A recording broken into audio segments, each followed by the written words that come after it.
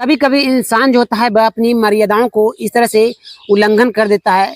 जब उसके बारे में गांव मोहल्ले के जो लोग थे वह जानते हैं तो उसके से इतना नफरत करने लगते हैं कि उसे पहचानने से इनकार कर देते हैं। आज की घटना में कुछ ऐसा ही है। एक व्यक्ति जो अपने ससुराल जाता है और अपनी साली के साथ संबंध बना रहा होता है, तभी उसकी सास जो थी वह उस कमरे में पहुंच जाती है। फिर जो होता है उसके बाद की कहानी जान आपके पैरों तले जमीन खिसक जाने वाली है। सो नमस्कार, आदाब, सत श्री अकाल दोस्तों, मैं करण राज, आप देख रहे हैं अनोखी अपराध। ये घटना जो है उत्तर प्रदेश के कानपुर की है। दिन के करीब 12 बज रहे होते हैं। थाने की जो फोन की घंटी थी वह घनघनाना शुरू हो जाती है। जो पुलिसकर्मी थे, उस थाने के जो अधिकारी थे, वह तुरंत कॉल को रिसीव करते हैं। तो उधर से जो व्यक्ति कॉल किया था वह कहता है कि यहाँ पर दूर दूर तक कोई भी व्यक्ति नजर नहीं आ रहा है और एक बॉडी जो है वह पड़ी हुई है। जो एक खाली सा मैदान है, यहाँ पर मैं जो हूँ वह भैंस को लेकर आया था। इस बात को सुनते ही जो थाने के इंचार्ज थे वह उसकी बातों को आधा अधूरा समझते हैं और उसका स्थान के बारे में पूछते हैं कि वह कहाँ पर स्थान है। जो वह व्यक्ति था वह कहता है यहीं के पास के जंगलों में, जो कि एक बहुत बड़ा मैदान है। दूर दूर तक कोई भी घर नहीं है। यहाँ पर बहुत ही कम ही लोग जो है वो आते हैं और वहीं पर एक बॉडी जो है वह पड़ी हुई है।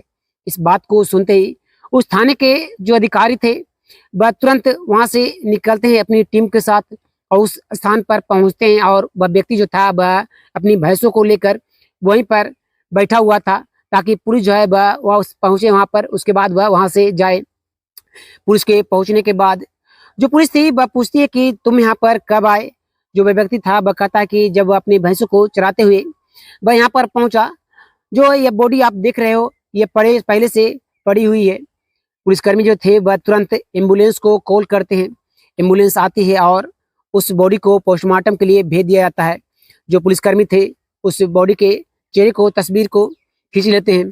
तस्वीर को खींच लेने के बाद वहाँ के आसपास के लोगों से पुलिस पूछताछ करना शुरू कर देती है।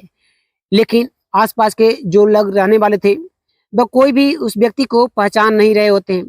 पुलिस जो थी वह वहाँ के आसपास के गांव इलाकों में पूछताछ करना शुरू करती है, लेकिन कोई भी जो व्यक्ति था वह उस व्यक्ति को पहचानने से मना कर रहा होता है। सब पुलिस जो थी वह काफी ज्यादा हैरान हो रही थी कि आखिर यह बॉडी जो है वह किसकी है और कहाँ से आई है। जो पुलिसकर्मी थे वह सभी से पूछताछ कर रहे थे और ऐसे ही करीब 7 दिन बीत जाते हैं।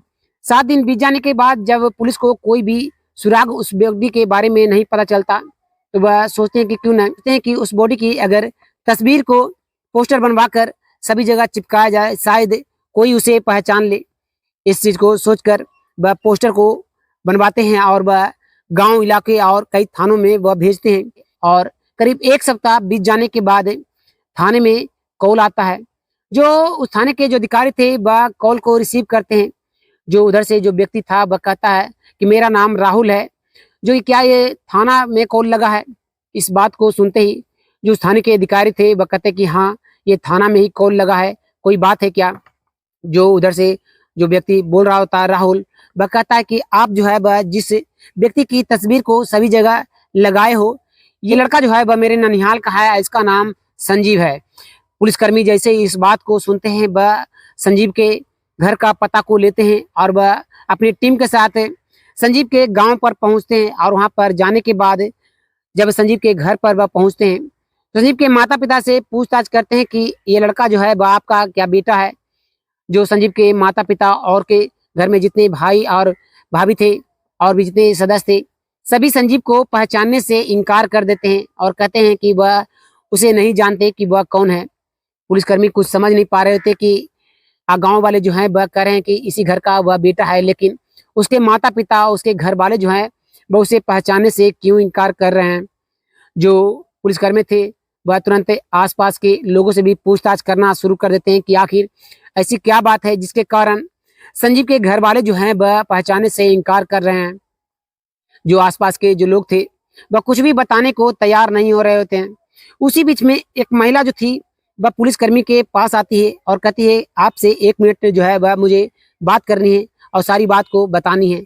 इस बात को सुनते ही जो पुलिसकर्मी थे वह उस महिला से पूछताछ करना शुरू कर देते हैं। वह महिला कहती है कि इसकी शादी करीब 3 साल पहले हुई है और शादी हो जाने के बाद ये अपनी पत्नी को अक्सर कहीं घुमाने ले जाया करता और अक्सर ज़्यादातर इसकी पत्नी जो है वह अपने मायके में ही रहा करती थी। ये कुछ दिनों पहले अपने ससुराल जा रहा था अपनी पत्नी के साथ, उसके बाद जो है वह घर पर नहीं आया है। इस बात को सुनते ही जो पुलिसकर्मी थे वह संजीव के ससुराल पहुंचते हैं।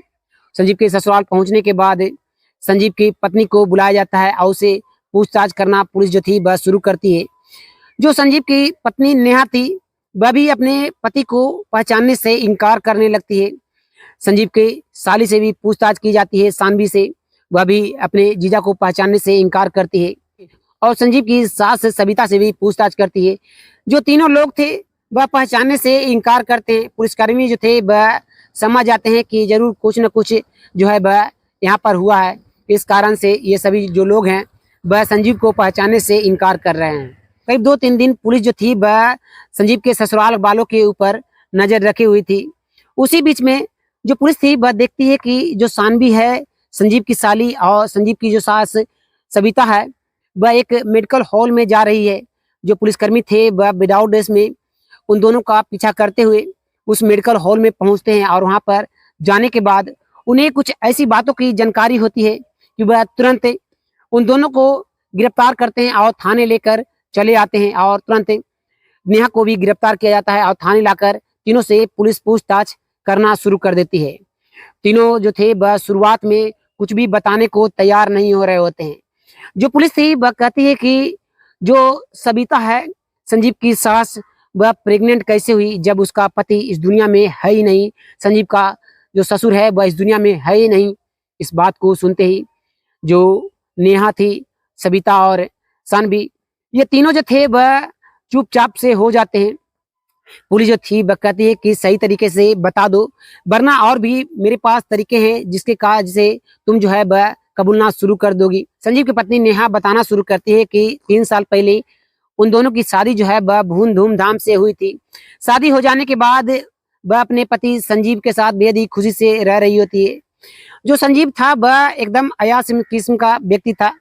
वह अपनी पत्नी के रहते हुए वह कई लड़कियों के साथ बातचीत किया करता, उसके साथ वह संबंध बनाया करता। उसी दौरान संजीव जो था वह अपनी पत्नी नेहा के साथ वह अपने ससुराल पहुंचता है और वहीं पे कुछ दूरी पर एक मेला लगा हुआ था। उस मेले में जाने के लिए नेहा की बहन सानवी जो थी वह काफ़ी ज़्यादा तंग कर रही होती है अपने जीजा को कि जीजा आप जो है वह आए हो तो हमें जो है वह मेला तुम घुमा दो। जो नेहा थी वह कहती है कि अगर सानवी जाने को जिद कर रही है तो आप जो है वह जाकर मेला दिखा दो। जो संजीव था वह काफ़ी ज़्यादा खुश होता है क्योंकि आज जो था वह उसकी इच्छाओं को पूरा होने वाला था। संजीव जो था वह अपनी बाइक को निकालता है और वह तुरंत सानवी को अपनी बाइक पर बैठाकर वह मेला घुमाने के लिए लेकर चला जाता है। करीब रात के 2 बज जाते हैं। जब सानवी थक जाती है तो सानवी जो थी वह कहती है कि वह अब घर जाना चाहती है, लेकिन संजीव जो था वह कहता है कि काफ़ी रात हो चुकी है। रास्ते में काफ़ी जो लोग थे वह छीना-छोरी भी किया करते हैं, इस कारण से वह यहीं पर बगल में ही वह एक रूम को बुक किया हुआ है, वह वहीं पर दोनों जाकर आराम करेंगे। जो सानवी थी वह अपनी जीजा की बातों को मान लेती है और वह दोनों उस होटल के कमरे में पहुंचते हैं और दोनों एक ही बेड पर सो जाते हैं। दोनों जो थे वह करवटें बदल रहे होते हैं। उसी बीच में सानवी और संजीव की आंखें मिलती है और वह दोनों एक दूसरे से प्यार करना शुरू कर देते हैं, संबंध बनाना शुरू कर देते हैं। उस दिन के बाद जब भी संजीव का मौका मिलता वह अपनी पत्नी के सोने के बाद वह अपनी साली के साथ संबंध बनाना शुरू कर देता। कई बार संजीव जो था वह अपनी पत्नी को नींद की दवाई को देकर अपनी पत्नी के बगल में ही संबंध बनाना शुरू कर देता। करीब ऐसे ही 3-4 महीने बीत जाते हैं। जो संजीव था वह अपने घर जाने को तैयार नहीं होता, वह ज़्यादातर अपने ससुराल में ही रहा करता था। उसी दौरान एक रात के करीब 2 बज रहे होते हैं। घर में कुछ खटपटाहट की आवाज़ होने के बाद जो संजीव की सास सविता थी उसकी आंखें खुलती है। वह तुरंत अपने कमरे से निकलती है और किचन की ओर जाने लगती है कि कहीं कोई बिल्ली जो है वह दूध पीने के लिए वह किचन में तो नहीं पहुंच गया। वह किचन में जा ही रही होती है, तभी कुछ और आवाज़ें आती है। जो सविता थी वह तुरंत उस आवाज़ की ओर जाती हुई धीरे धीरे अपने दामाद और अपनी बड़ी बेटी नेहा के कमरे के पास पहुंचती है और दरवाजे के अंदर जैसे ही झांकती है तो वह देखकर दंग रह जाती है। वह तुरंत उस कमरे में पहुंचती है और कहती है कि तुम मेरी बेटी के साथ जो कर रहे हो वह मेरे साथ भी करो, मैं भी कई दिनों से तड़प रही हूँ। इस बात को सुनते ही जो संजीव था और सानवी वह दोनों उठकर खड़े हो जाते हैं। जो नेहा थी वह नींद में सोई हुई थी, क्योंकि जो संजीव था वह पहले ही अपनी पत्नी को दूध के गिलास में कुछ मिलाकर दे दिया था, इस कारण से वह गहरे नींद में सोई हुई थी। जो सविता थी वह कहती है कि आखिर नेहा जो है वह जाग क्यों नहीं रही। जो संजीव था वह कुछ भी बताने को तैयार नहीं हो रहा होता है। जो सविता थी वह कहती है कि सही सही बता दो, मैं तुम्हें जो है वह कुछ भी नहीं कहूंगी। जो संजीव था वह सारी बातों को बता देता है कि जो सानवी है वह उसे काफी ज्यादा पसंद है और वह उसके साथ अपनी जिंदगी व्यतीत करना चाहता है, लेकिन वह क्या करे, वह उसकी पहले ही शादी नेहा से हो चुकी है। जो वह अपनी जिंदगी जो है वह इसी तरीके से काटना चाहता है। जो नेहा जो है वह सोई हुई है, क्योंकि मैंने उसे जो है वह कुछ मिलाकर पिला दिया है।